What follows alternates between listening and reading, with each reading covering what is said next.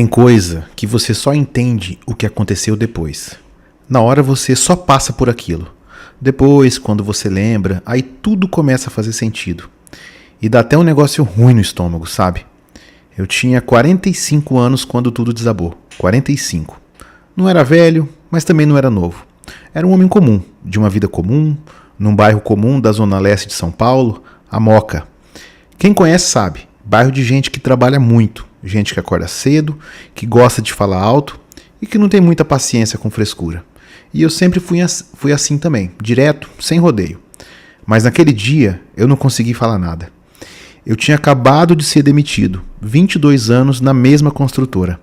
Entrei como servente e saí como contramestre. 22 anos. Sabe o que é passar mais de 2 décadas na mesma empresa? Você vê gente entrando, menino, e saindo pai de família. Você vê obra subir, prédio entregue, placa inaugurada. Você deixa um pedaço seu em cada parede que você levanta. Aí chega uma quinta-feira qualquer e te chamam na salinha. Antônio, senta aí. A crise, o mercado, os cortes, um jeito mais bonito de te mandar embora. Me deram um papel, um envelope pardo, e era minha rescisão. E o segurança me acompanhou até a portaria. Sim, até mandaram segurança. E era um moleque que eu conhecia desde os 18 anos, que eu mesmo indiquei para a vaga. E ele estava com vergonha de fazer isso, e eu também estava. Saí da empresa com o envelope debaixo do braço. Era 12h40, nem terminei meu turno. O sol rachando, a Moca fervendo de gente na rua. Caminhão descarregando, um italiano meio de idade tomando um café, em pé no balcão. Olhei para tudo aquilo e nem senti nada. Eu ainda não tinha entendido o que tinha acontecido. Eu estava meio anestesiado, sabe? Mas não é dessa demissão que eu quero falar com vocês. Demissão é uma coisa que pode acontecer a qualquer momento. Acontece, e assim ficou. Mas no dia anterior à demissão, eu tinha recebido uma ligação. Quarta-feira, eram umas 4 da tarde. Eu estava no escritório da obra, revisando ali umas medições. Aí o celular vibrou. Um número lá de Curitiba, DDD 41. Eu atendi meio na defensiva, até achei que era cobrança ou telemarketing. E era um advogado. Uma voz calma, pausada, daquele tipo que escolhe cada palavra. Ele falou assim, seu Antônio Rodrigues? Eu falei, é ele.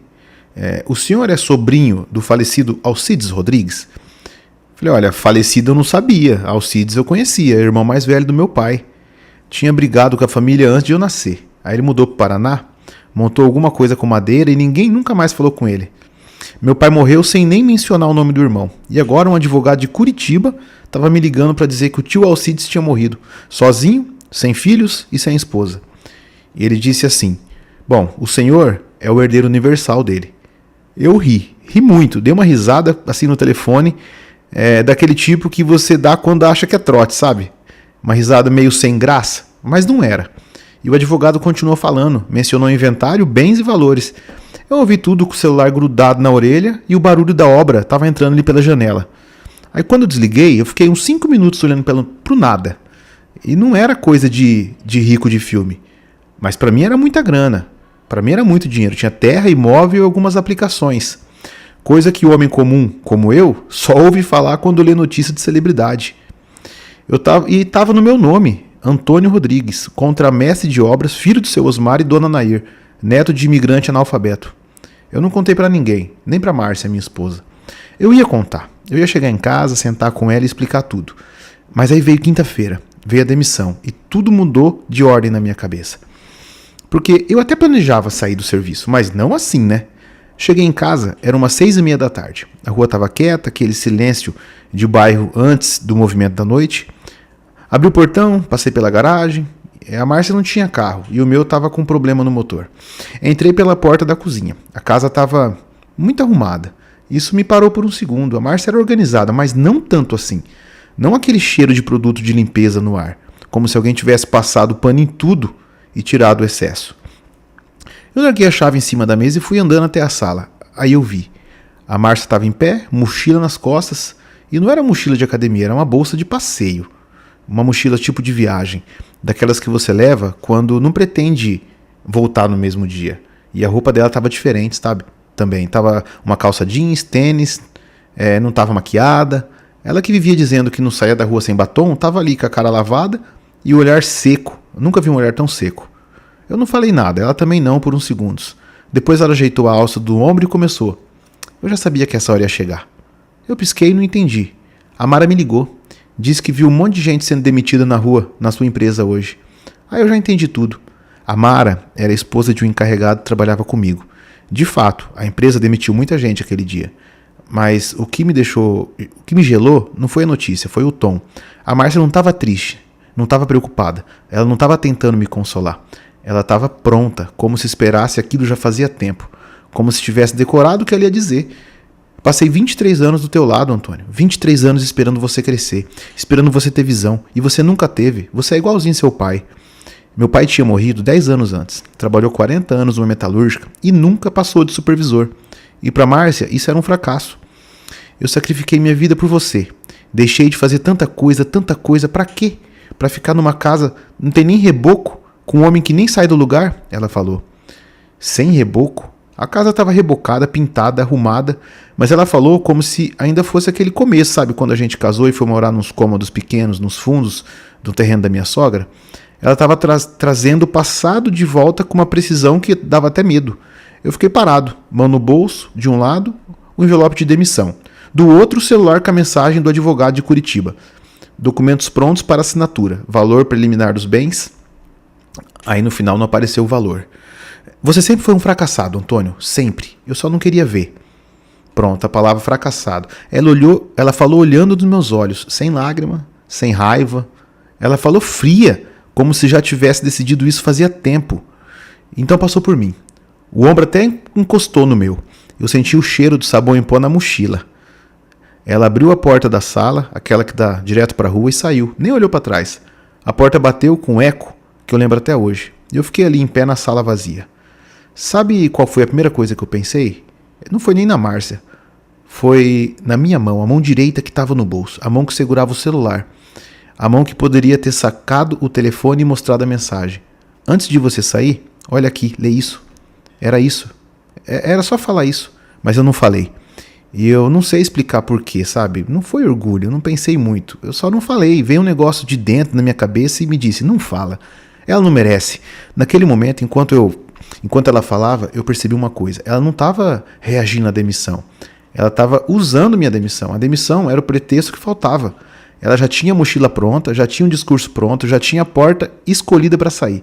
E a demissão foi só o vento que empurrou ela para fora. E eu ali com uma mão na ruína e outra na fortuna, sem conseguir juntar as duas coisas na cabeça. A casa ficou muito silenciosa. E não era nem de casa vazia, era outra coisa, era esquisito. Como se tivesse tudo acabado, mas eu estava lá, olhando os móveis, as paredes, as cortinas que ela escolheu, o relógio que ela pendurou, tudo no lugar, menos a vida. Você já teve essa sensação de que algo acabou, mas você continua ocupando o mesmo lugar, o mesmo espaço, sem saber o que fazer com ele? E a noite chegou. Aí eu fui para a cozinha, a luz estava meio falhando, e eu vivia dizendo que ia trocar aquele reator. E ela reclamava disso. Nessa casa nada funciona. Pois é, agora a casa é só minha. E a lâmpada continua falhando. Eu sentei na cozinha, a mesma onde a gente jantou por 23 anos, uma mesa de madeira, daquelas que não quebra fácil, dura quase para sempre.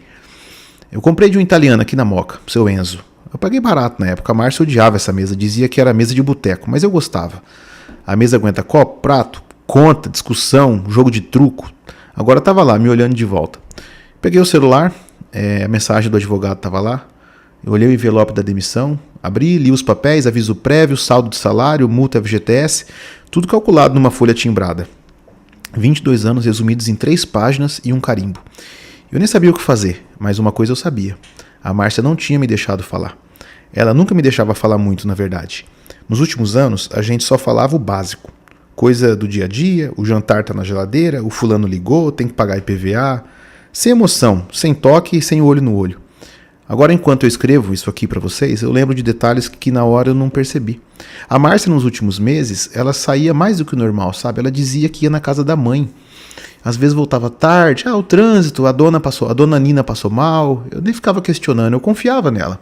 Homem que confia na esposa não fica controlando o horário, ou pelo menos eu achava que não. Mas naquela noite, sentado na cozinha com a lâmpada meio falhando, eu comecei a ligar alguns pontos, sabe? Coisas pequenas.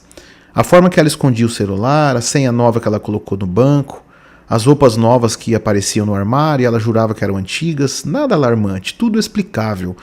Mas juntando tudo, naquela noite o barulho começou a ficar diferente. Parecia que tinha mais coisa errada do que eu achava. E eu tava caindo devagar, sem pressa, num lugar que eu nem conhecia, sabe? Mas antes de eu continuar, me diga uma coisa. De que cidade que você tá me ouvindo? De que país? Comenta pra mim aqui. Escreve nos comentários. É que às vezes, quando eu conto isso, eu fico pensando se tem alguém do outro lado que entende o que é passar por uma coisa dessas. Mas espero que não, espero que você não passe por isso. Mas entenda. Entenda e já basta. E se puder, se você gostar da história, deixa um like e me ajuda a saber que eu não estou aqui contando essa história pra ninguém sozinho. Naquela noite, eu dormi na sala mesmo, no sofá. Não tive coragem de ir pro quarto. O quarto ainda tinha o cheiro dela. O criado mudo do lado direito da cama ainda tinha as coisas dela. Creme, revista, um carregador de celular velho que ela nem usava mais. Eu tranquei a porta do quarto e fiquei no sofá, com a TV ligada em volume baixo, sem assistir nada de verdade. Só vi as imagens passando. Não dormi. Cochilei de madrugada e acordei com o barulho do caminhão de lixo. Na manhã seguinte, eu ainda não tinha contado pra ninguém, nem da demissão, nem da herança, nem da Márcia. Meu telefone estava cheio de mensagem. Minha filha Karina mandou um "Oi pai, tudo bem?", que eu respondi com "Tudo filha, depois te ligo". Ela mora em Campinas, casada, vida própria, não tinha por que jogar isso nela agora. Fui até a cozinha, preparei um café e me dei conta de que a Márcia não ia mais preparar café nenhum. Aquela cafeteira elétrica que ela insistiu em comprar estava lá, desligada, com o pó que sobrou do dia anterior. Fiz café coado, no fogão, do jeito do meu pai. Sentei na mesa e fiquei olhando o vapor subir. Foi ali, naquele momento bobo, café coado na mesa que ela odiava, que eu tomei uma decisão. Eu não ia falar nada da herança. Não por enquanto. A Márcia saiu de casa achando que eu estava na pior, que eu era um fracassado sem emprego. Ela que pensasse isso. Ela que vivesse com essa certeza. Porque se ela saiu quando achou que eu não tinha nada, o que ela faria se soubesse que eu tinha? Essa pergunta ficou martelando. Eu não queria descobrir, não ainda. E eu também não queria ser o homem que reconquista a esposa com dinheiro. Imagina, ela sair pela porta me chamando de fracassado e voltar pela mesma porta porque soube que eu tenho uma herança? Que tipo de vida seria essa? Que tipo de homem eu seria? Nenhum. Então eu decidi. Silêncio. O dinheiro estava lá, o advogado esperando, mas eu não ia mover uma palha até entender o que tinha acontecido de verdade. Porque, cá entre nós, mulher não sai de casa assim, com mochila pronta, discurso decorado, sem hesitação. Não depois de 23 anos. Tem que ter mais coisa, tem que ter um motivo mais forte do que uma demissão. E eu ia descobrir qual era. Só que eu não sabia que quanto mais eu cavasse, mais sujeira ia encontrar. E pior, não ia ser só a Márcia que ia me surpreender. Tinha gente ao redor que sabia de coisas. Coisas que ninguém me contou. Coisas que eu fui descobrindo aos poucos, em conversas de esquina, em comentários atravessados, em olhares que as pessoas desviavam quando eu passava. Mas isso é o que veio depois. E eu ainda não estava pronto. Os dias seguintes foram esquisitos. Eu acordava, olhava para o teto da sala e demorava uns segundos até lembrar que a Márcia não estava mais lá. Não era esquecimento. Era o corpo acostumado com a rotina. Acordar, ouvir o barulho dela na cozinha, o cheiro do café. Agora não tinha nada disso. Só o silêncio e a lâmpada piscando. Na primeira semana, mal saí de casa. Não era depressão, era, como fala, processamento. Minha cabeça estava cheia. A demissão, a herança, a saída da Márcia, 3 porradas em menos de 48 horas. E eu ali, tentando organizar o que fazer primeiro. O advogado de Curitiba mandava mensagem todo dia. Documentos, certidões, prazos, coisa de inventário. Eu respondia, tá ok, pode deixar, mas não mexia uma palha. Não por preguiça, É que eu não conseguia cuidar daquilo sem antes resolver o que estava acontecendo dentro de casa, ou do que sobrou dela. No terceiro dia, fui até o quarto, destranquei a porta. O cheiro dela ainda estava lá. Sabonete de erva doce que ela comprava na feira. O guarda-roupa ficou aberto. Ela levou o que coube na mochila. O resto estava pendurado, dobrado, como se fosse voltar no fim de semana. Mas não ia. Sentei na cama. Dobrei o papel, botei no bolso, fechei a gaveta. Saí do quarto e tranquei a porta de novo. Precisava parar de remoer e começar a pensar. Eu tinha dito antes que homem que confia não controla, e não controla mesmo. Mas homem que começa a desconfiar, esse não para. Naquela tarde, saí de casa, primeira vez desde a demissão. Fui na padaria da esquina, padaria Nova Moca, ponto dos aposentados do bairro.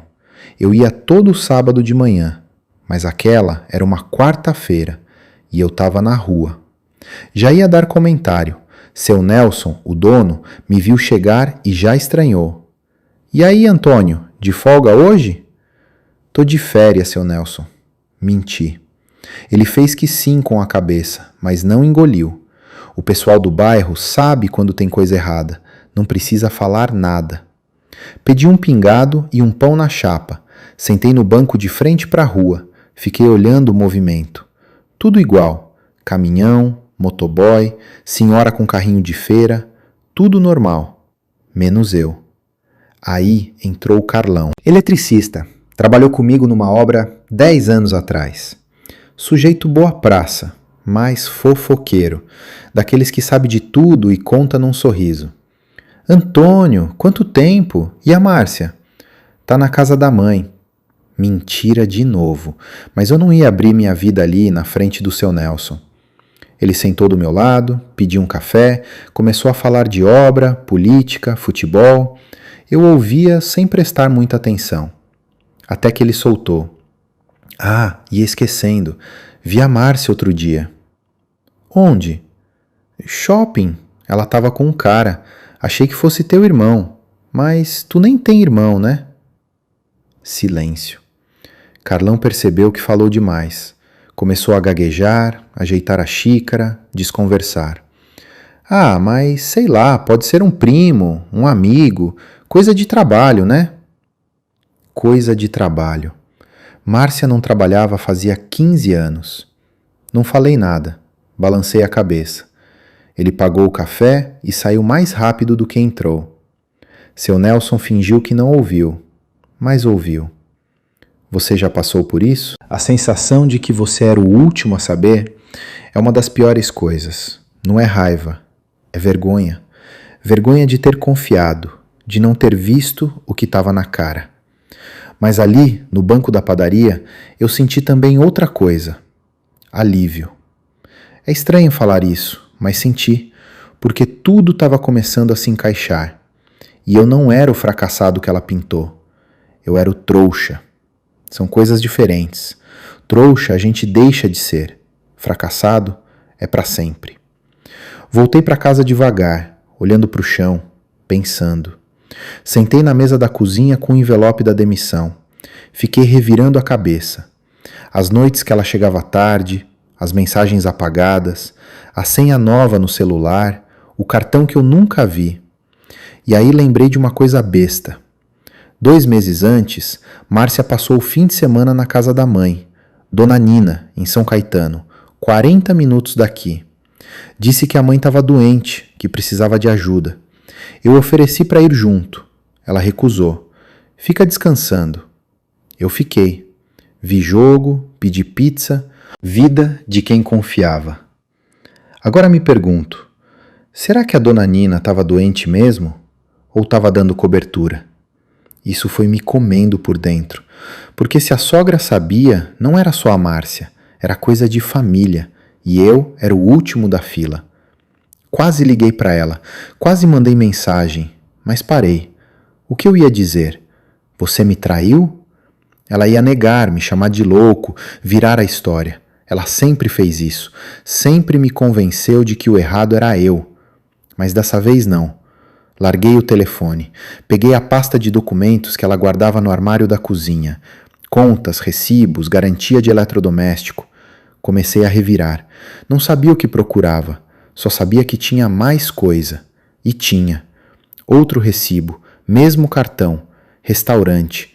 La Risoteria em Moema. Bairro caro. Conta. R$ 342. 2 pratos, 2 vinhos, sobremesa. Data? Dia dos Namorados. 12 de junho. Onde eu estava? Em casa.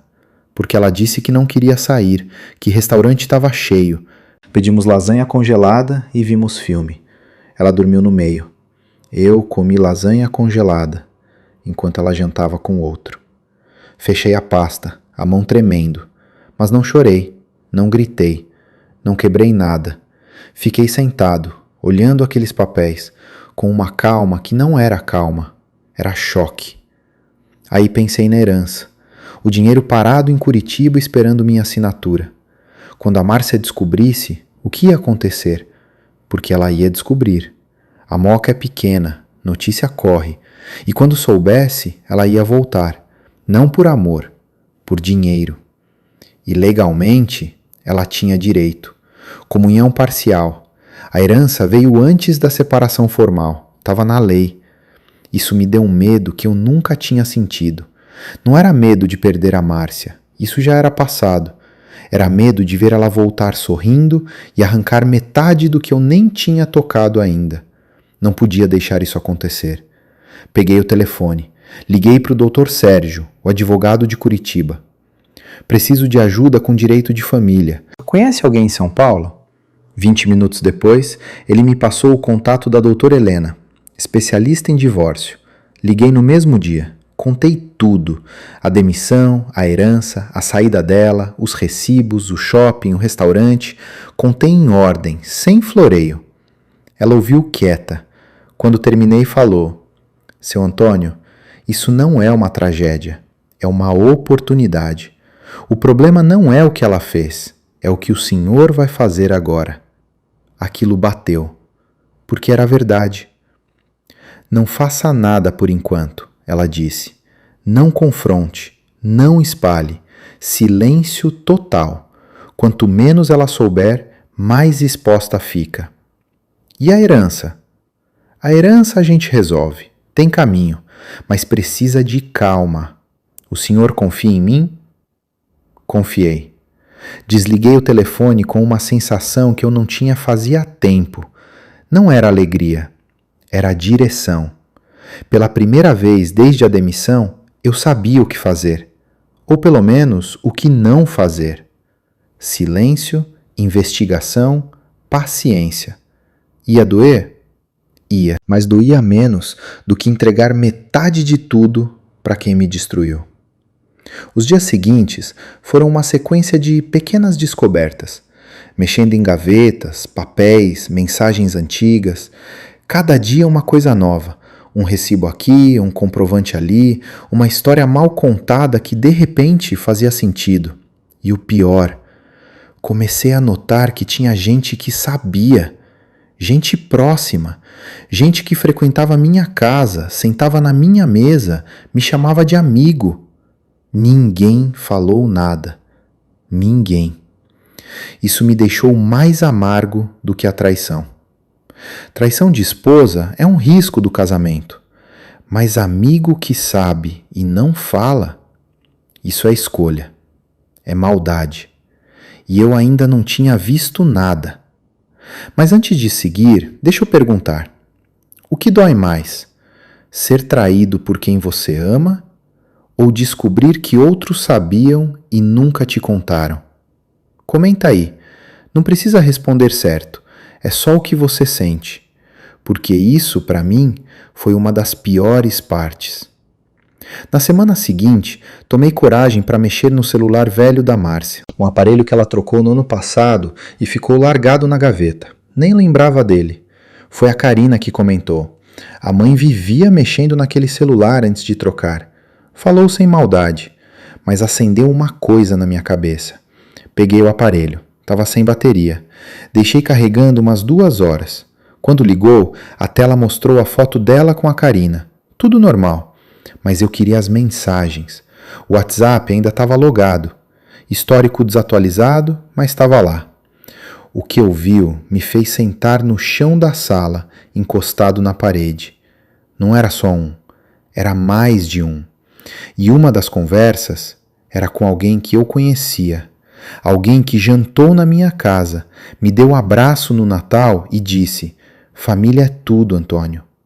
Tudo, menos respeitar a minha. Meus olhos encheram, mas eu pisquei e continuei lendo.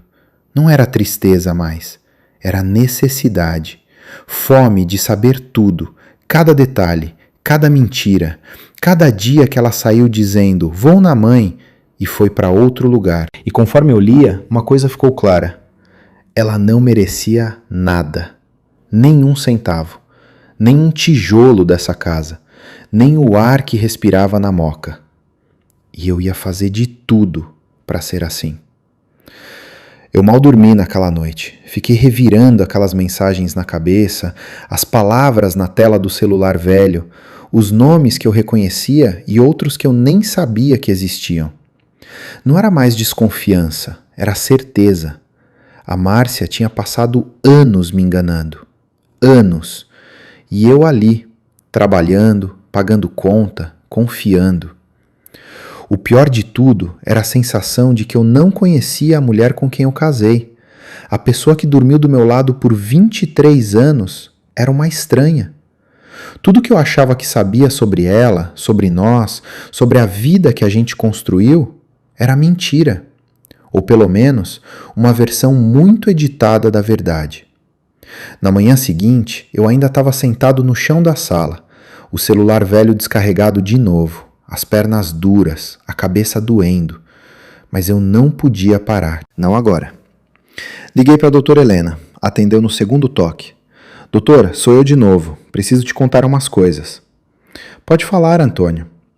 Contei sobre o celular, sobre as conversas, sobre o conhecido.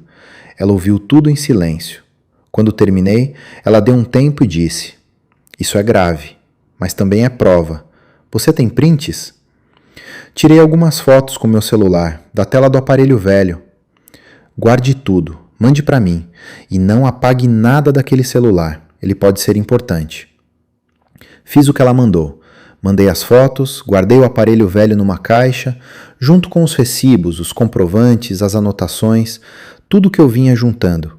Parecia aqueles detetives de filme, mas sem glamour nenhum.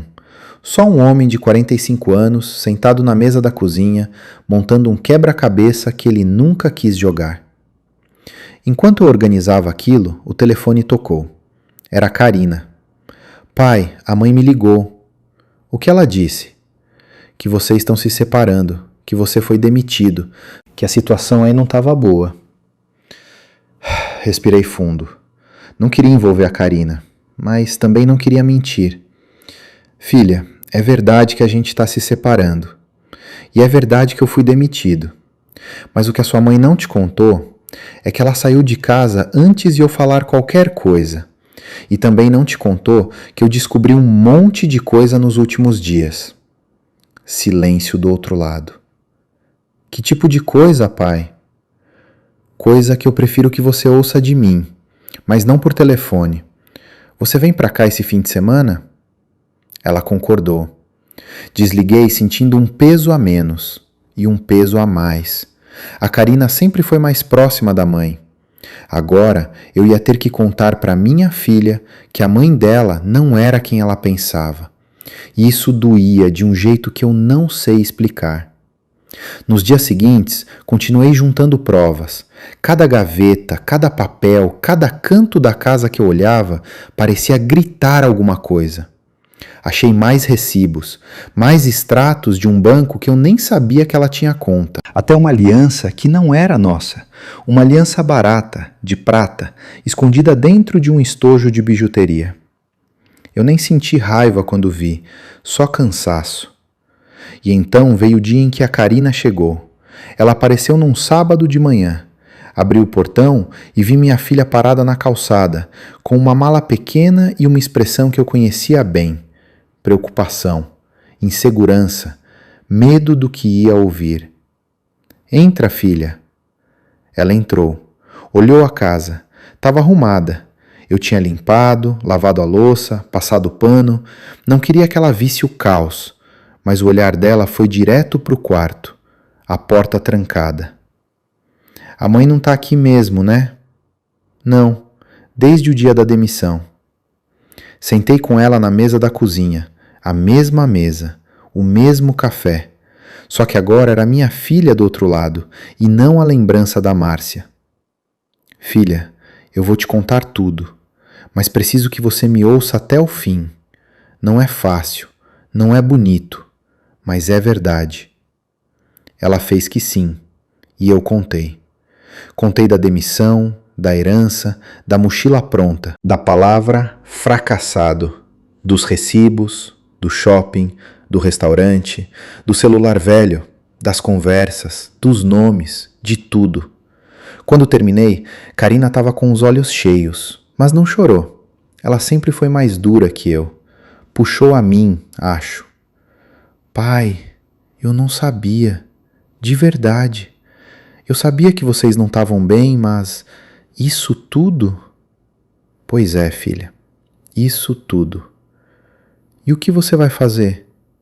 Você quer saber mesmo? Quero. Eu não vou dar nada para ela. Nada. Nem um centavo. Essa herança é minha. Veio antes da separação. E eu vou brigar por cada tijolo dessa casa. Karina ficou quieta. Depois me perguntou se podia ver as provas. Mostrei. Ela olhou cada papel, cada foto da tela do celular. Quando viu o nome do conhecido, fechou os olhos. Esse aí jantava aqui. Pois é. Ele me dava presente no meu aniversário. Pois é. Ela largou o papel em cima da mesa. Ficou um tempo olhando para o nada. Aí falou baixinho. Eu quero ajudar. Filha, você não precisa. Quero. A mãe mentiu para mim também. Me usou. Me fazia de desculpa. Dizia que ia na minha casa quando ia para outro canto. Isso era novo. Nem eu sabia dessa. Como assim? Eu descobri um dia desses. Ela dizia que estava comigo, mas não estava. Achei esquisito, mas não falei nada. Agora tudo faz sentido. Sabe, ouvir aquilo da minha filha doeu mais do que qualquer recibo, porque significava que a Márcia não tinha passado por cima só de mim, tinha passado por cima da própria filha, usado o nome da Karina para encobrir mentira, e isso, para mim, foi o limite. A conversa com a Karina mudou alguma coisa dentro de mim. Até então, eu estava juntando prova, mas ainda não sabia direito o que fazer com aquilo. Depois que ela disse, eu quero ajudar, eu senti que não estava mais sozinho. E homem que não está sozinho é mais forte. Nos dias que vieram, a Karina me ajudou a organizar tudo. Ela é mais nova, entende de celular, de nuvem, de backup. Fez cópia de tudo, organizou por data, criou uma pasta no computador com todas as provas. Eu fiquei impressionado. Você devia ter sido investigadora, filha. Quem sabe na próxima vida, pai. A gente ria, mas era um riso amargo. O tipo de riso que você dá quando não quer chorar. Enquanto isso, a Márcia continuava desaparecida. Mandava mensagem de vez em quando. Preciso pegar minhas coisas. Precisamos conversar. Você não pode me impedir de entrar na minha casa. Eu respondia seco. Sua casa? Você saiu. A casa agora é minha. Suas coisas estão guardadas. Pode vir buscar com hora marcada. Ela não gostou disso. Ligou algumas vezes. Eu gravei as ligações. A doutora Helena orientou. Toda interação com ela agora é prova. Numa dessas ligações, ela tentou mudar o tom. Não estava mais agressiva, estava quase carente. Antônio, a gente pode conversar? Eu sei que as coisas saíram erradas, mas foram 23 anos. Será que não dá para a gente tentar? Eu quase ri. Quase. Márcia, você me chamou de fracassado. Saiu de casa com a mochila pronta. Não deixou eu falar. Agora quer conversar? Eu estava nervosa. Estava preparada. Você mesma disse que já sabia que essa hora ia chegar. Agora eu sei de outras coisas também. Silêncio total do outro lado. Que coisas? As coisas que você fez nos últimos anos. Os lugares, as pessoas, o dinheiro que você gastou com outro. Não sei do que você está falando. Vou mandar um envelope para você. Aí você vai saber. Desliguei. Mandei o envelope. Não tudo, só o suficiente para ela entender que não adiantava mentir. Mandei cópia de uns recibos, umas fotos de conversa, nada de valor sentimental, só prova. Ela recebeu, e no dia seguinte mandou uma mensagem que dizia: "Isso é armação sua, você está tentando me destruir." Não respondi. Você já viu alguém sendo pego e, em vez de admitir, tentar inverter a história? É clássico, mas não colou, porque agora eu tinha a verdade do meu lado. E a verdade, quando você tem ela organizada, é uma arma mais forte do que qualquer mentira. A Karina ficou do meu lado, a doutora Helena também. E aos poucos eu fui entendendo que a guerra não era contra a Márcia, era pelo que era meu, minha casa, minha herança, minha dignidade. Ela já tinha levado meus melhores anos, não ia levar mais nada. Enquanto escrevo isso, eu lembro de cada passo daqueles dias. Foi cansativo, mas também foi libertador. Cada prova que eu juntava tirava um peso diferente. O peso da culpa, o peso da dúvida, o peso de achar que o problema era eu. Não era. O problema era ela. Sempre foi ela. Eu só demorei para ver. E tem uma coisa que eu aprendi nessa época e que talvez sirva para você também. Às vezes, a pior notícia que você recebe, como uma demissão, pode ser a melhor coisa que acontece na sua vida, porque ela obriga você a parar, a olhar, a ver o que você não via, o que você não queria ver. Eu não queria ver a Márcia como ela era, mas fui obrigado, e isso me salvou. Agora me diz uma coisa, você já passou por um momento em que uma notícia ruim acabou abrindo seus olhos para algo que você não queria enxergar? Comenta aí embaixo, porque, pelo menos para mim, a demissão foi o começo de tudo, mas também foi o que me libertou. A batalha jurídica ainda estava começando. A Márcia ainda não sabia da herança, mas eu já estava preparado, trancado, blindado e com a verdade na mão. Só que o pior ainda estava por vir, porque eu ainda não sabia que a pessoa que me traiu não era só ela. Era também alguém que eu chamava de irmão. A pessoa que eu chamava de irmão era o Roberto, Beto para quem conhecia de perto. E eu conhecia. Conhecia há mais de 30 anos. O Beto era meu amigo desde o tempo de obra. A gente começou junto, como servente, na mesma construtora. Depois cada um foi para o seu lado, mas a amizade ficou. Ele frequentava a minha casa, almoçava com a gente, jogava dominó na garagem, chamava a Márcia de cunhada e ela ria. Quando eu vi o nome dele nas mensagens do celular velho, eu não acreditei. Voltei a conversa umas 3 vezes. Achei que era outro Roberto, mas não era. Era o Beto, meu Beto. O cara que me deu um abraço no Natal passado e disse: "Família é tudo, Antônio." Família, era o que ele dizia. As mensagens eram antigas, de uns 2 anos atrás, mas o suficiente para não deixar dúvida. Ele chamava ela de amor. Ela respondia com saudade. Marcavam de se ver em motel, trocavam foto, combinavam mentiras. "O Antônio vai estar na obra sábado, a gente pode se encontrar." E ela respondia: "Perfeito, ele não desconfia de nada." Eu li aquilo umas 10 vezes. Cada palavra era uma facada diferente. A Márcia me traindo com outro já era ruim, mas com o Beto era como se os dois tivessem me apunhalado juntos, e rindo, e brindando, usando a minha confiança como garantia de que nada ia dar errado. Liguei para a doutora Helena. "Doutora, descobri uma coisa pior." "O que foi?" "O outro é meu melhor amigo. 30 anos de amizade." Ela fez uma pausa longa. Depois falou com uma voz mais baixa.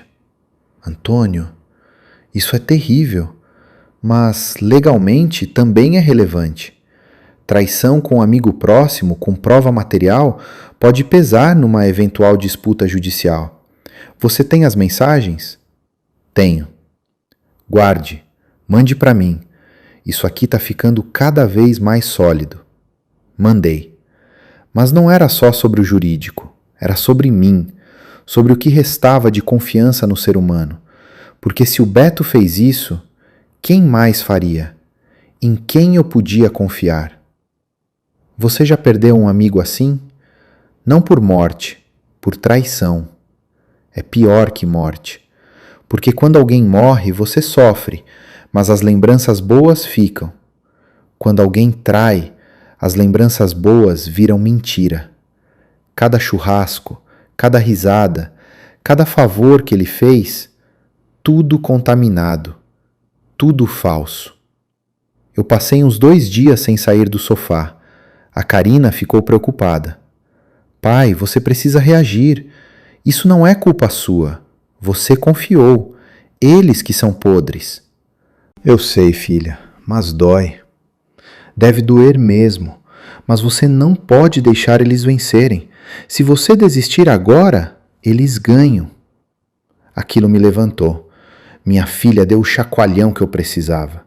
Me vesti, tomei café, respirei fundo e decidi que era hora de confrontar o Beto. Não ia fazer escândalo, não sou desse tipo, mas precisava olhar na cara dele e ver como ele reagia. Precisava ver se ainda restava algum vestígio do amigo que eu conheci. Fui até a oficina dele. O Beto tinha deixado a construção civil uns anos antes e montado uma mecânica na Vila Prudente. Cheguei lá numa terça-feira à tarde. Ele estava embaixo de um carro, mexendo em alguma coisa.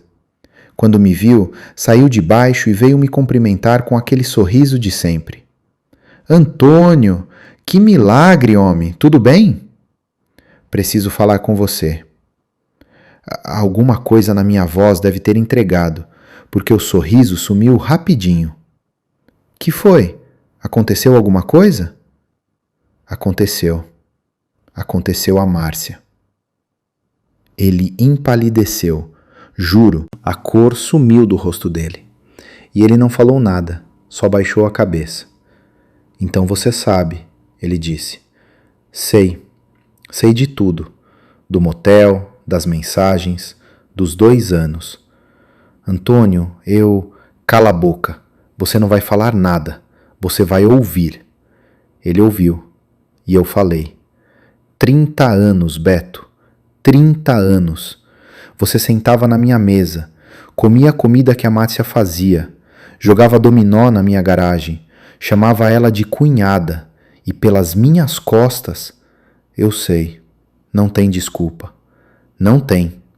E não é desculpa que eu vim buscar. Ele me olhou meio assustado, como se esperasse que eu fosse dar um soco nele. Mas eu não fiz nada. Não valia a pena.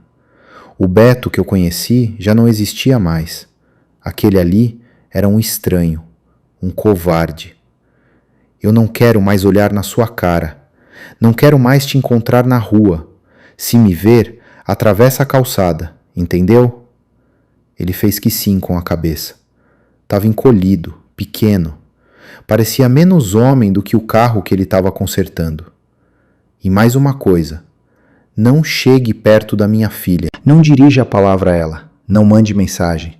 Se eu souber que você tentou qualquer contato, pode deixar. Não vou fazer nada. Fui embora. Entrei no carro e fiquei uns 5 minutos parado, com a mão no volante, olhando o movimento da avenida. Não senti alívio. Não senti raiva. Senti um vazio de 30 anos. Quando cheguei em casa, a Karina me esperava. Foi lá? Fui. E aí? Acabou. Ele sabe que acabou. Ela me abraçou. Ficou uns segundos assim. Eu não chorei. Já tinha chorado antes. Agora era outra fase. Era a fase de reconstruir. A batalha jurídica ainda estava rolando. A doutora Helena tinha entrado com um pedido de divórcio. A Márcia, quando soube, ficou furiosa. Ele quer me deixar sem nada. E eu queria mesmo. Mas a lei não funciona assim. O que a doutora Helena conseguiu foi assustador de tão bom. Com as provas que a gente juntou, ela montou uma tese de abandono de lar e dilapidação do patrimônio do casal. Os recibos do cartão secreto, as mensagens, as testemunhas do bairro, tudo isso entrou no processo. O juiz não tirou todo o direito dela, mas reduziu. Ela teve acesso a uma parte menor do que eu imaginava. O resultado foi que ela levou bem menos do que esperava. O suficiente para não passar necessidade, mas insuficiente para viver como ela achava que merecia. A Márcia tentou se aproximar da Karina depois do processo, mas a Karina, naquela altura, já tinha decidido de que lado ficar. Não por pressão minha, por consciência própria. Mãe, eu te amo, mas você mentiu para mim, usou meu nome, me fez de desculpa. Isso não se faz com filha. A Márcia chorou, pediu desculpas, disse que estava arrependida, e talvez até estivesse. Mas arrependimento não apaga a mentira, não apaga a traição, não apaga o que ela fez comigo, com a Karina, com a nossa família. Hoje, a Karina mora em Campinas, numa casa maior do que a minha, casada com um sujeito gente fina, que eu gosto de chamar de genro. Eles têm uma filha, a Sofia, minha neta, que tem 4 anos e me chama de vovô Tonhão. Karina visita a mãe de vez em quando, mas a relação nunca mais foi a mesma. O que foi quebrado não cola, fica remendado. E remendo, quando estica, abre de novo. Eu ainda moro na Moca, na mesma casa, mas a casa não é mais a mesma. Eu reformei, não com raiva, mas com calma. Troquei o piso da cozinha, arrumei o reboco que a Márcia tanto reclamava. Troquei o reator da lâmpada que vivia piscando. Agora a luz não pisca mais, acende de primeira. E toda vez que acende, eu lembro do que era antes. Sabe, tem gente que acha que dinheiro resolve tudo. Não resolve. A herança me ajudou a pagar dívidas, reformar a casa, ajudar minha filha, garantir o futuro da minha neta. Mas o que me salvou mesmo não foi o dinheiro, foi a verdade. Ela doeu? Doeu. Mas também limpou. Tirou o que estava apodrecido e deixou o que era sólido. A Márcia sumiu da Moca, foi morar em São Bernardo com uma irmã. O Beto fechou a oficina e se mandou para outra cidade. Dizem que foi para o interior. Não sei. Não procurei saber. Perderam-se no mundo, como se perde tudo que é falso. E eu continuei. Não casei de novo. Pelo menos não até agora. Tive umas companhias, umas conversas, mas nada sério. Acho que ainda estou me acostumando com a ideia de confiar em alguém. Mas não tenho pressa. A vida já me mostrou que o mais importante não é ter alguém do lado, é ter paz quando se está sozinho. E isso eu tenho. Enquanto eu escrevo isso aqui, a Sofia tá ali na sala brincando com um brinquedo que eu comprei para ela. E a Karina tá na cozinha fazendo café. A casa tá em silêncio, mas não é igual antes. É um silêncio bom, de coisa arrumada. Eu não sei se você acredita em justiça.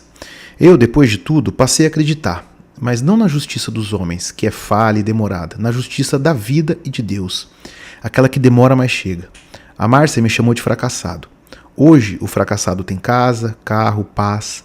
A neta brincando na sala e a filha fazendo café na cozinha. E ela só colheu o que plantou. Agora eu quero te pedir uma coisa. Comenta aí. O que você estava fazendo enquanto eu via essa história? Se puder me dizer que horas são aí agora, tem gente que assiste de madrugada essas histórias. Eu acho incrível. Eu gosto de imaginar o que as pessoas espalhadas pelo Brasil e pelo mundo, cada uma no seu canto, tá fazendo nessa hora, sabe? É estranho, mas me faz sentir bem. Se você chegou aqui, se me ouviu até o final, já considera um respeito. Então, se possível, se inscreve no canal, não é por número, é para saber que tem gente que ainda valoriza uma história real contada de homem para homem ou de homem para mulher. Se você passou por algo parecido, se viveu uma traição ou uma humilhação, me escreve. O e-mail é historiasvolante@gmail.com. Vai ser um prazer ler e talvez, quem sabe, a sua história vai ser contada aqui no nosso canal. Porque todo homem tem uma história. A minha eu acabei de contar. Agora me dá uma licença que a Sofia acabou de me chamar para brincar. E isso, no fim das contas, é o que realmente importa.